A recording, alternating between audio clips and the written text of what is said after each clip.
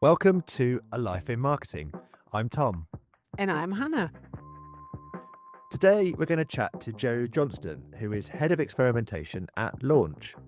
Jo has progressed quickly through various roles in digital marketing and has a real interest in the drivers of behavior, as well as the technology digital marketers use.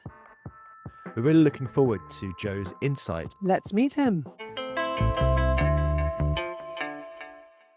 Welcome to the podcast. Thanks so much for having me. It's really great to be here. Yeah, brilliant to see you, Jo. Thank you for joining us. Could you start by telling us a bit about Launch, your current company, and your specific role? I think you're Head of Experimentation, which sounds amazing. So what does that involve? So yeah, Launch is a performance marketing agency, but our kind of mission statement is that we help grow brands. So our reason for being is that we'll be asked and sort of hired by brands to help them navigate growth. So that could be through mostly paid media, but my role in experimentation, essentially my role is to help brands make big, scary, risky decisions less scary. So if they want to launch into a new channel, they want to launch a new product, they want to rebrand, they want to launch a new website, you can do all of that through mini experiments and ways of learning what the reactions are for, launching a new brand and things like that. So de-risking decisions and doing research that will help show signals whether you're doing the right thing or the wrong thing. In essence, that's what I'm doing. But there's lots of ways that we do that. Yeah. I think when I first met you quite a few years ago now, you were heavily involved in particularly conversion optimization on websites. And, back then it was using Google Optimize, which obviously isn't around anymore, and Optimizely and other things as well. Is your role now more than just website conversions? Yeah, you're right. It used to be very focused on just websites. And to be honest, the whole industry has gone through a little bit of an evolution. So what used to be CRO best kept secret was experimentation, where you're right, we would do mostly experiments on websites and we'd use different tools to do that. Things like Google Optimize or VWO or Optimizely, A/B Tasty. There's lots of different tools. Essentially what you're trying to do is improve the conversion rate on a website through testing variations of pages. So you might change the layout of the checkout, or you might change the headline on a page to see if that makes it more or less convincing to a user. But the theory and the principles behind that should really help any stage in the journey of the customer. So you can test headlines in an email, you can test headlines in a search ad, right? All of these things, because we're getting data back from the platforms, there's no reason why we shouldn't be applying the same rules of experimentation, of testing and learning to those different stages. So the scope of my role has expanded to be a bit more full funnel, to look across all the stages of the journey. And I think most people who work in CRO or people who are in that industry have sort of realized that the skill set applies to a broader a broader channel set, really. And so trying to broaden the shoulders of what it is that we do and use it as a methodology has been, I think, really helpful to my career, but also I think there's a lot of value that brands aren't unlocking if they're not looking at that right now. A lot of our listeners are sort of, either starting out in their career or thinking about a change in their career. Can you tell us a little bit about how you ended up doing what you're doing at the moment? So was it a kind of a clear, this is where I'm going to go, or is it a bit of a winded road to where you are now? Yeah, I definitely, if you asked me when 2012, when I was graduating, if I could have pictured or imagined the role, I don't even think the role that I have now existed back then, to be honest. So I think I was making I've made a series of short-term optimized decisions. So I have never really looked that far ahead. I've always known that what I love is I love variety of challenge. I love having a real constantly changing challenges. And I think that's what I get from working in an agency. And if you're a student, you're thinking, I think I get most enjoyment from having constant variety and constant challenge. Agency life could appeal to you because you get that from loads of different briefs, from loads of different brands. If you're thinking, I love understanding one problem inside out and being the expert on that, then being client side and being in-house might be better for you because you get to go super deep and super niche on one specific brand. So yeah, the roles I've been attracted to and that I've really thrown myself into over the years I've essentially just been sort of listening to the signals I get back from the roles that I've been doing and realizing, oh, I like this or I don't like that. And then, making a decision more towards that direction. So starting out in digital PR, I really loved the research side of PR. I thought that was so fascinating. A lot of the time when you're doing public relations, you have to have a good story to sell to the readers. Otherwise, they're not going to be interested in what you've got to say. So we did lots of research to try and to get a good story. And I love that about the role. And I think that's why I still love doing research now. And I've looked for roles that are heavily reliant on research. And then moving more into digital marketing, generally speaking. So that was looking at like doing content, landing pages, email marketing, digital paid media marketing. That gave me a really broad understanding of how those different channels work together in unison to create a good campaign. So that gave me a good foundational knowledge. And then moving more into brand strategy and then UX, that gave me a really deep understanding of how brand psychology works. And I think that is, again, really fundamental to understanding how it all works together and how the different levers you can pull to make a proper effective marketing campaign. And UX and user experience, again, leans a lot into psychology, leans a lot into systems thinking, into understanding how people behave, behavioral economics. All of that's really interesting, and just good design principles as well.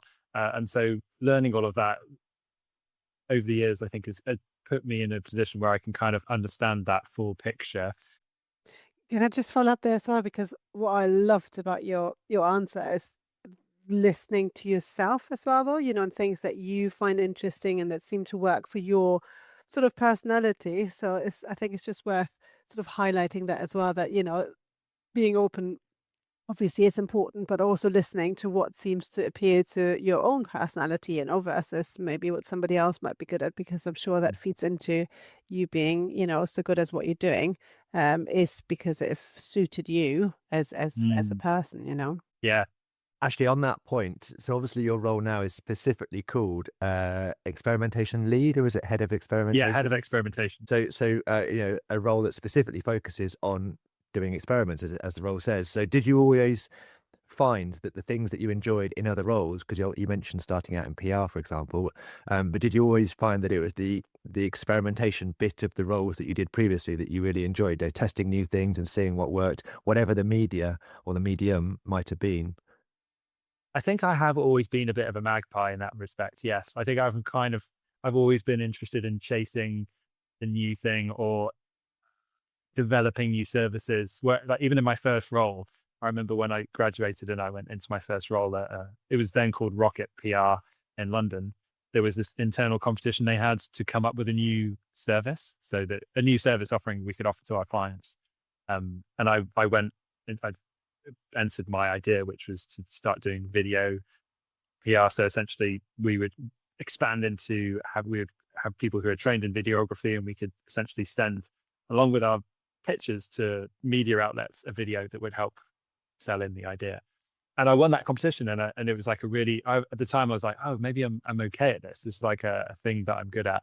And being able to conceive of a new idea and then essentially sell it in a way that's packaged up, that's selling the idea in a way that's it's not essentially selling, you're just trying to solve a real problem that your clients have. I'm imagining that, although you might not call it conversion optimization anymore, actually the ultimate aim of any marketing campaign is to convert people to become customers. Is that still the case? I mean, they are mostly commercial problems, but just looking back over conversations I've had recently with some new clients and prospects we're talking to, some of them they could be legal, they could be operational, some of them from a psychological perspective. And so obviously they have commercial objectives and targets that they need to meet. But the more I think, you do this job and maybe the people you speak to, you realize that on a fundamental human level, what they need from an agency as well is, sometimes it's an emotional thing, is they need support, they need backup, they need someone who's going to understand them, that can sort of fight their corner, and that's going to feel like they're in a partnership with them rather than just sort of a functional service relationship. So yeah, there's definitely, it's commercial, but there are other things going on there too. So I'm guessing that a lot of your insights then are about applying, well, experience, but also based on theories. And you mentioned behavioral science. So when you have to put the arm around the shoulder and give someone the ammunition to, to fight their case, what sort of things are you giving them to sort of support the points that you're trying to make and to allow them to have faith that the ideas you've got are likely to work? So my natural inclination whenever I'm thinking of some live examples we've got right now where we've got a client who needs to sell in an idea to the board that they actually need to do fewer sales throughout the year. So the idea that they go into sale period, their worry is that they're doing way too many sales and they're losing revenue because margins are lower, but also the customer gets hooked on the idea of sales, right? And then the customer just expects there to be a sale eventually and they'll wait for the sale. So the hypothesis there is that going in sale more often is actually damaging revenue long term. But that's a hell of a risky proposition to go to the board and say we need to do fewer sales when the company's hooked on sales. So we need to sort of de-risk that and say, right, let's set this up as an experiment. We're going to do it in a controlled way. We'll essentially not go into sale in one region, go into sale in another, compare the outcomes of that and see what happened.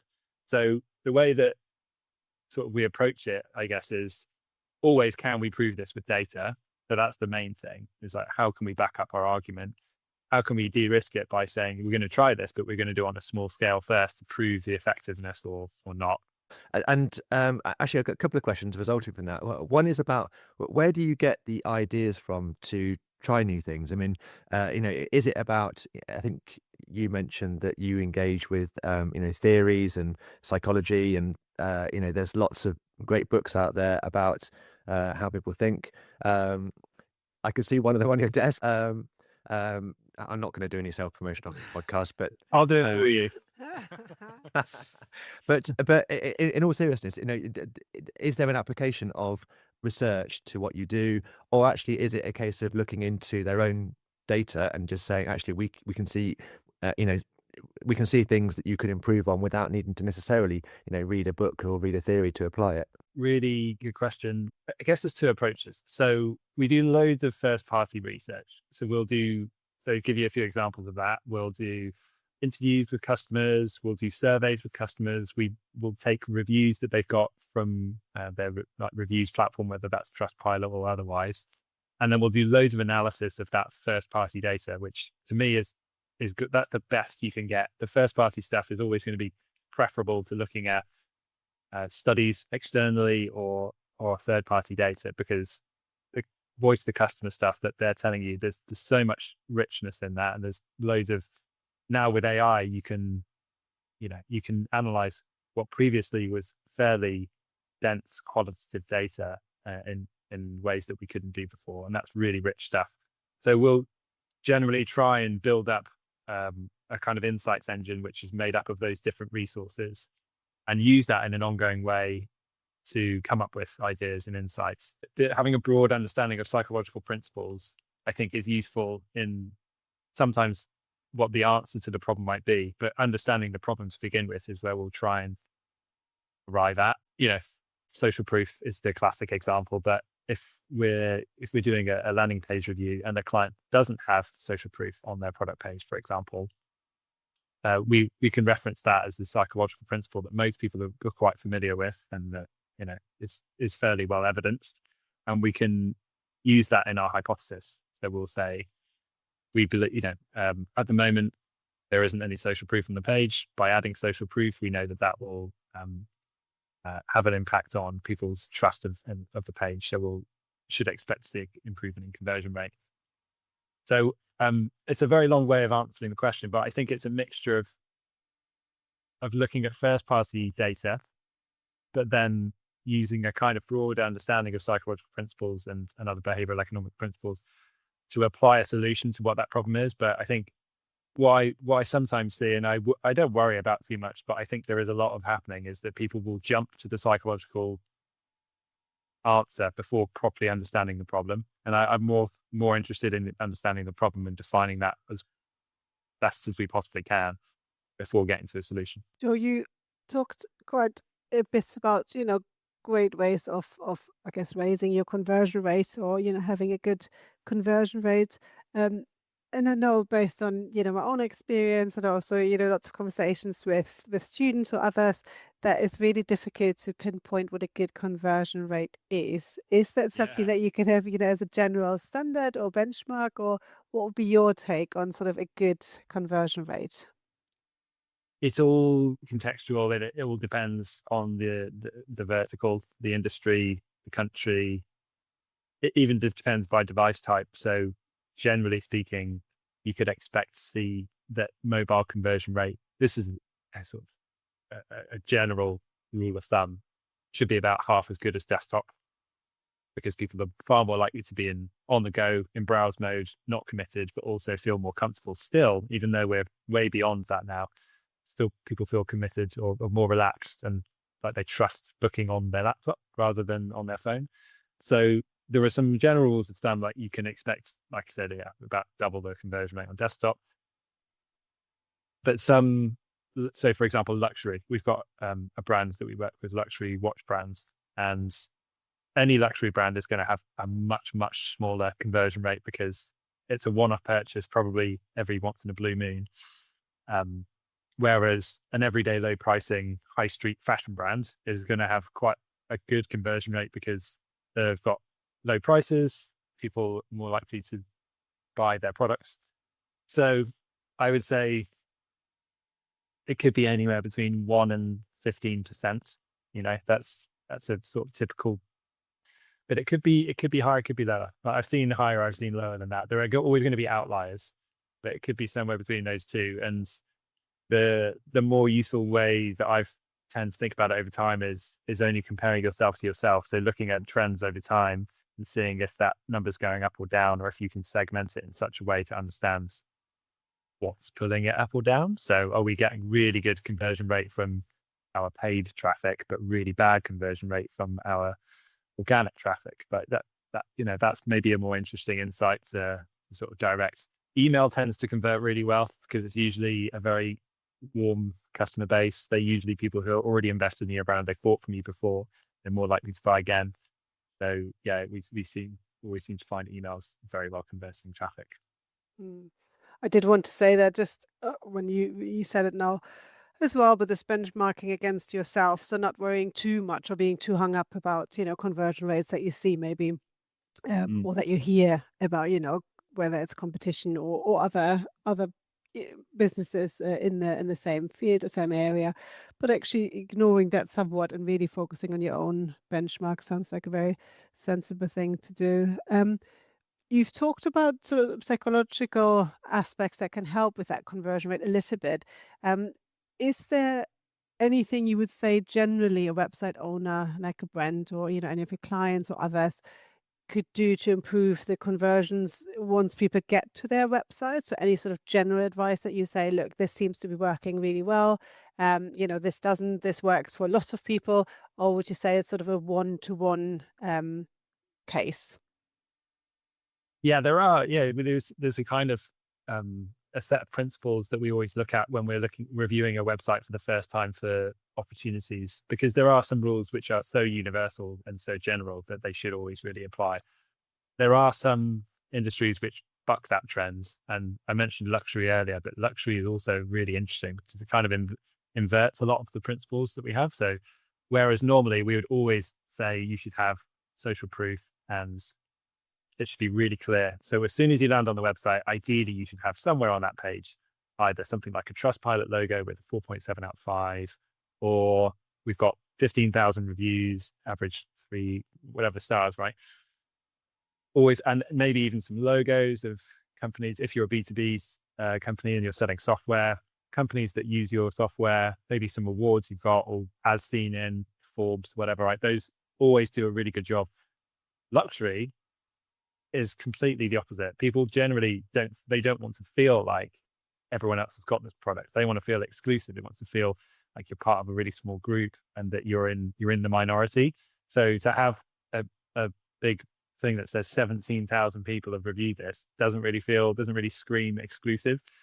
And there are other things that luxury does, like they sometimes deliberately make the user experience a bit harder. Sometimes they'll fill up the whole page with a video, which is, and it can be really inspirational lifestyle kind of video. Whereas usually I'd say, don't have video on your homepage. You just essentially make the call to action really clear, make it as simple as possible. Main CTA button should be bright and obvious. But yeah, so those, Interesting. yeah, it is interesting. And like, I would love to do more research in the world of luxury, because I think it's so fascinating the way that it kind of, like I said, it inverts a lot of those principles. And I don't fully understand it yet, but I would love to, explore that more. But the other things we always look for are simplicity. So making sure that there isn't too much choice for the user especially when they first land on the website. You don't want to have too many navigational options, loads of a cluttered menu. We're also looking for a clear value proposition. So you should always be telling the user immediately what this product or service is offering you in terms of value, clear description. And then in terms of accessibility, we're always looking at a certain size font, ideally 16 pixels high or more, really high color contrast, and then all of the other sort of good practice in terms of good old text, so that you can have a reading. You can use a screen reader as well. So there's always things that we'll typically check, but then there are industry specific things as well, which can divert from that and diverge. And a very quick question, Joe. I imagine that Google Analytics is the go-to for measuring all of this and seeing what's feeding through to the website and how the website's converting at the end as well. Yeah. Google Analytics in its fourth edition, GA4, is the one that we still use. It is difficult to get your head around initially, so don't be scared if you go into the platform and you're like, I don't understand any of these reports. Pretty much everyone feels the same way. And you do get used to it, and you can get some what GA4 or Google Analytics allows you to do is present an argument to someone who's in the marketing team who doesn't necessarily believe your hunch, and say, well, you don't have to believe me, just look at the data. So that, I think in this world, if you can have a convincing argument, is only as good as the data you have to back it up. And so if you can understand how to use Google Analytics, it's a seriously good skill to unlock your essentially your methods of persuasion to convince other stakeholders that your idea is a good idea. So to get good at it is really in your interest. So if you were to look for someone to work in your team, if you were sort of part of that hiring decision, what kind of qualities, whether it's personality, whether it's experience, what are you looking for, or would you be looking for in people that are interested in sort of following in your footsteps, or working in your, or a team like yours, not specifically yours maybe, but what is it that you'll be looking out for? I think I would be looking for someone who is just interested in different things. So who shows a varied interest in, and I don't even necessarily mean marketing. That is ideal, but I think someone does need to just be a curious person and just want to understand how things work and how people work and how people's brains work. And so having that curiosity is so important, because otherwise you're not going to want to chase the answers down, and you're not going to want to, you'll just accept things the way they are. So I think having a kind of natural predisposition to ask questions, be quite consistent with asking questions and getting the answers, I think is a really good skill. Your general curiosity. Creativity is a hard one to sort of nail down, but I think the idea around creativity is not necessarily being afraid to just try new things. So I think being open to different possibilities and not being too rigid and dogmatic in how something should be done, to someone who's like, again, sort of probably interested in challenging convention and saying, maybe we could do things better. I think, though, as automation takes care of a lot of the tasks, like setting bids, setting up campaigns, we have to go to higher level problems and start solving some of these issues for our clients and the companies we work with. And the brains that are going to be best at that are the ones that will ask lots of questions, ask better questions, not rest until they've got a response to that, and then want to test that, and then be quite relentless with it. I'm just wondering, from an actual, this is advice I would give to my students or people trying to start out in the industry or change into the industry, is sort of how can they evidence that on paper, to even get to the stage of showing their personality during an interview, or how can they demonstrate that that's what they are like? Yeah. Any advice there? Yeah. So I think I would say what I would probably look for, I think, is someone who has, essentially, like I was saying earlier, breadth of interests. So, I would be really just as interested in understanding what they like to do outside of work and what they're interested in outside of work as well. So, like, do they have lots of different types of hobbies and interests? I think that's usually a good indicator. And I'd probably just say, like, what is it you find interesting, and what do you think about most days, and what keeps you up at night? And that's how. But in terms of, obviously, you are looking for someone who is at fundamental level has showed that they've applied themselves to a kind of course of education and succeeded through that. Perfect. Okay, Joe, this has been a fascinating conversation. Thank you so much for all your time. Before we let you go, we're going to just fire a few last questions at you very quickly. These are quick fire questions. Sure. Just say the first thing that comes to mind. So, can you think of a marketing campaign that you particularly love? A recent one from Claude, actually, they did a series of short videos where they're leaning into the fact that they're going to be the only platform that's not doing adverts on them within the platform. Very, very smart, really funny. I would recommend having a look at it on YouTube. Fantastic. One tool or app you can't live without? Either Miro or ChatGPT. I use both daily. Right. And for those people that don't know, Miro is like a tool where you can do sort of ideas on a screen. Is that the idea? It's like an infinite whiteboard. It's like essentially you can, if you're the kind of person who thinks like me, that you like to get ideas out there, but you're not necessarily, it's not a complete, fully formed idea. It's a really good way of just sort of putting that down somewhere in a virtual space. Great. What's the most underrated skill in marketing, would you say? I think just remaining open to new ideas. So not becoming closed as you get older or more experienced within marketing. Always, the more I do marketing, the more I realize I don't know much about marketing. It's that kind of, the illusion that because you're more experienced, you should know more. I think actually sort of wisdom is knowing you don't really know much at all. So you should sort of remain open to new ideas. Yeah. What's the biggest misconception about working in marketing? I think that you need to be creative, in the sense that you need to be like a designer or a copywriter or someone who's got big, bold, creative ideas. And actually, there's loads of other skills that are hugely valuable in marketing, like being analytical and being really good with numbers. So yeah, I'd say that. That's fantastic, Joe. Thank you so very much. What's the best way to get in touch with you if anybody would like to sort of follow you or hear more about the work you're doing? Yeah, either on LinkedIn, Joe Johnston Launch, or you can email me at joe@launchonline.co.uk.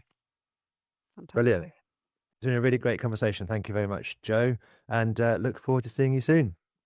Absolutely. Thank you so much both for having me. It's been really, really fun. Bye.